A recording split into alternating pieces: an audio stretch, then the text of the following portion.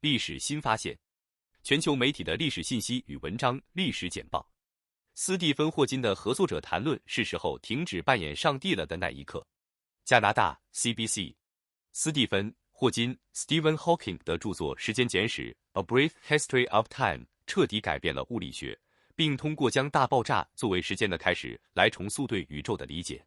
霍金的合作者汤马斯·赫托格 Thomas Hertog 说，霍金在这本书出版后意识到他是从错误的角度写的。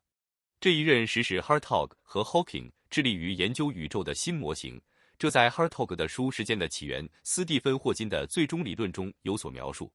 赫托格说，他和霍金通过大量的非语言交流发展了他们的想法，因为霍金的沟通因他的疾病而变慢，但这导致了他们工作中的亲密关系。霍金无需计算即可想象理论物理的能力被描述为具有一丝魔力。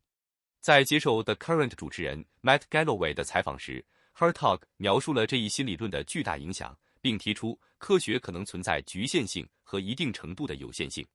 效果超乎想象，恢复巴黎圣母院的古老音响效果。悉尼先驱晨报，法国政府正试图恢复巴黎圣母院的音质，此前其部分声学特性在2019年被大火破坏时丢失。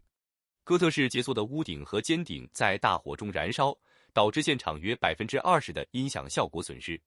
涉及声音测量的技术进步已被用于说明研究人员在火灾前修改和模拟建筑物声学的准确表示，为修复专案提供资讯。法国文化部和国家科学研究中心 CNRS 正在合作进行修复，计划于2024年完成。巴黎圣母院为声音、历史和文化之间的交集提供了一个迷人的例子。声音及其与产生声音的空间的相互作用，通常可以提供及时的历史感，并使过去栩栩如生。而且，虽然大多数人能够欣赏建筑物或结构的视觉美学，但很少有人倾向于欣赏声学对空间的影响。技术进步使得客观地捕捉建筑物的声学效果，并创建特定空间的声学模型变得更加容易，使开发人员能够修改和理解任何拟议变化对空间声学的影响。巴黎的研究人员正试图改善现场的历史音质和声学效果，采用最新的技术和技巧来充分了解如何恢复，在某些情况下，实际上可以提高建筑物的音质。CNRS 的团队正在寻求创建历史遗迹的声学照片，以便更好地了解建筑与声音之间的关系。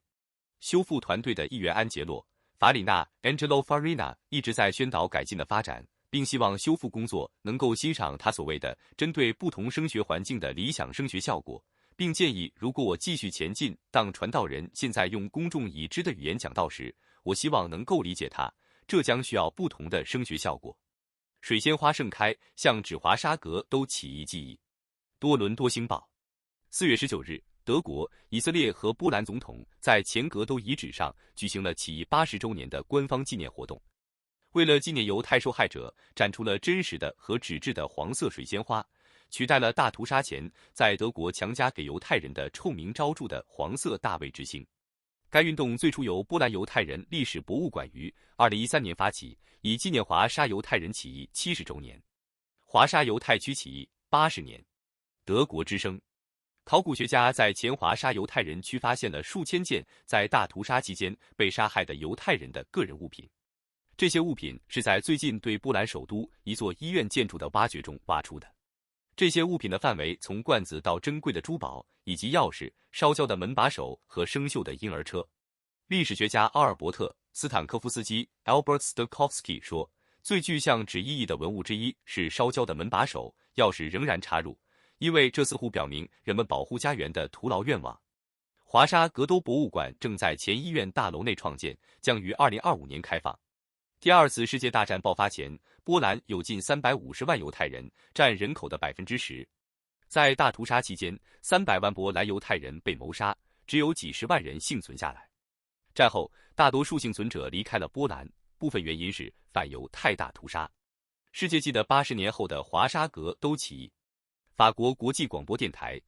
波兰庆祝了华沙犹太人起义78周年，这是二战期间犹太人抵抗纳粹的关键时刻。据说这是犹太人有组织抵抗大屠杀的最大行动。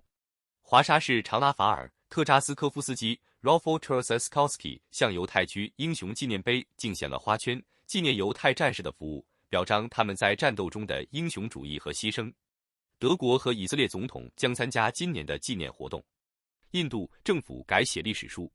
德国之声。印度政府修订了6至12年级儿童的历史和政治教科书，删除了印度政治家圣雄甘地对印度教民族主义的批评，详细介绍了穆斯林对印度数百年的统治，并提到了2002年古吉拉特邦骚乱，其中1000多人在印度现任总理纳伦德拉·莫迪 （Narendra Modi） 的领导下被杀。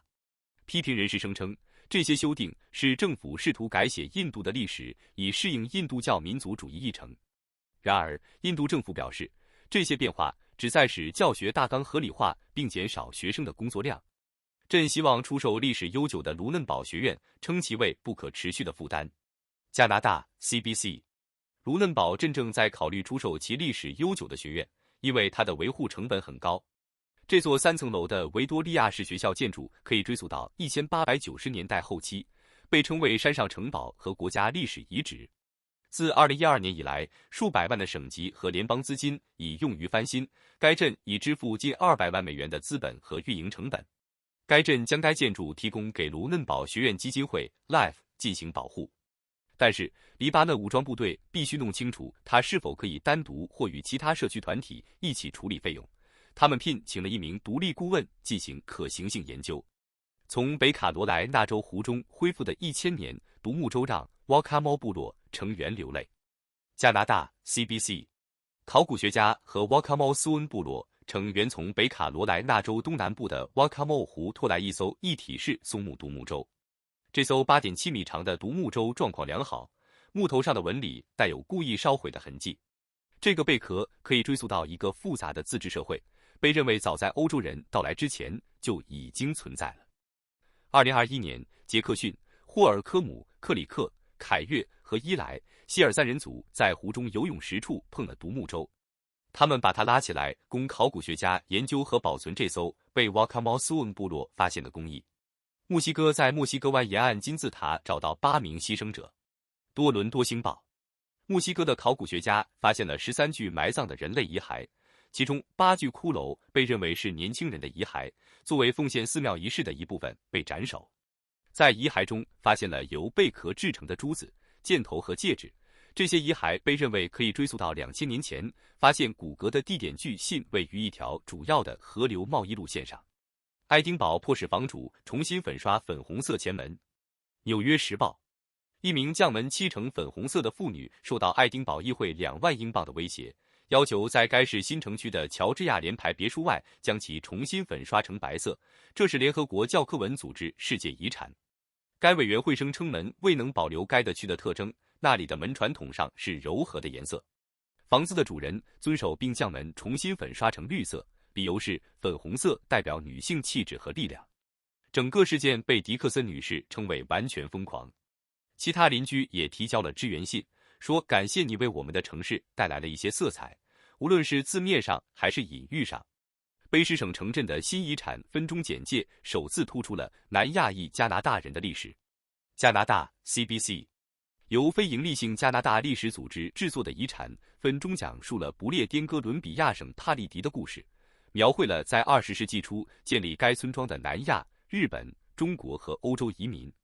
该分钟标志住第一个突出南亚裔加拿大人历史的会议记录，并将在锡克教传统月期间发布。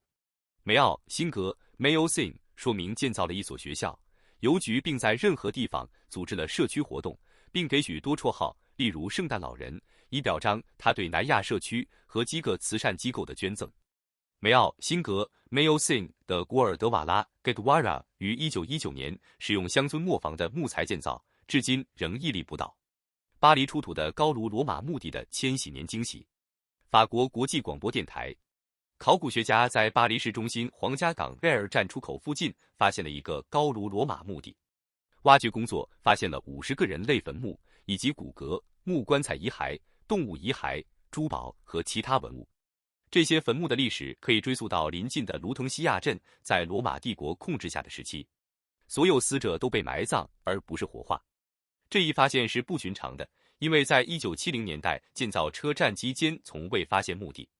弗吉尼亚泽阿尼，伟大的美声女高音，在茶花女中演唱了维奥莱塔648次。讣告。英国每日电讯，美声女高音弗吉尼亚·泽尼去世，享年97岁。